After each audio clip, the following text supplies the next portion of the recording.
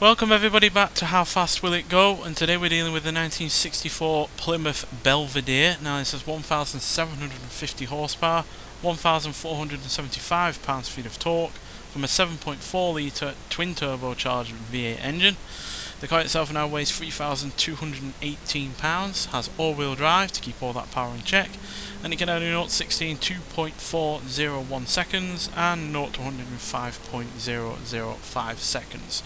So yeah, obviously we've had a fair decent amount of classic cars from the 60s and early 70s, particularly from America.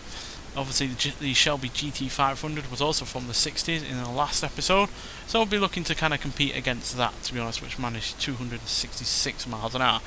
But obviously this is a much larger car in terms of size. Not sure if it's any heavier, but it's certainly a lot bigger in terms of width and overall length. But nonetheless, let's get out there and see what it can do. So yeah, it does have more power though than the GT500, 250 horsepower extra, and about 300 extra pounds-feet of torque as well. So even if it's nowhere near as aerodynamic or as small, that extra power should certainly help us. So there's 240 already, 250.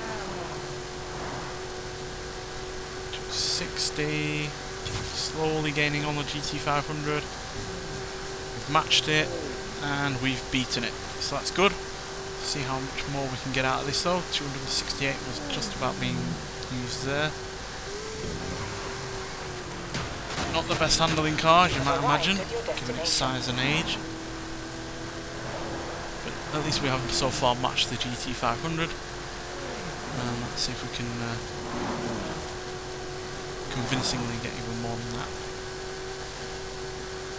So we're coming down to the downhill section now, where as per usual we will gain speed, but it's more about what we can do after the fact, because gravity is not our engine, we are not a hybrid. So that's 270, 271, let's see what we're going to scrub off. 268, holding on to 268.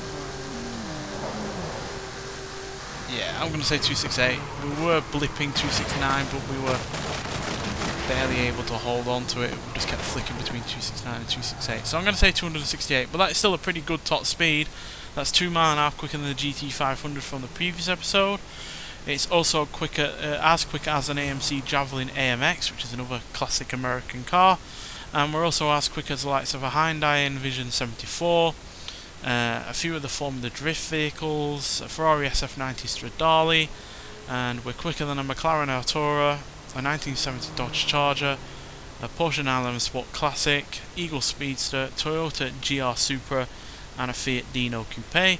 And we're slightly behind the Chevrolet Corvette E-Ray, the HDT VK Commodore Group A, as well as the likes of other muscle cars like the Ford Mustang SVT Cobra, and the Pontiac Firebird from 68, as well as Fast and Furious Chevrolet Impala Super Sport, and yeah, there's probably other muscle cars that are quicker than us. Yeah, the Chevrolet Nova Super Sport. So Chevrolet have done pretty well on this series, to be honest, in terms of their muscle cars. I'm not sure what is the absolute fastest muscle car that we've had. Maybe the Pontiac Trans Am kit version. That's certainly well up there in 14th place, but still, this is done fairly well. Handling wise, it's a little bit on the awful side of things, but it's certainly able to get up to a good rate of speed fairly quickly. And yeah, there's no real issues with traction or anything like that in terms of getting up to that speed either. So on the whole, pretty good, but not spectacular. But at least it is better than what we did in the previous episode.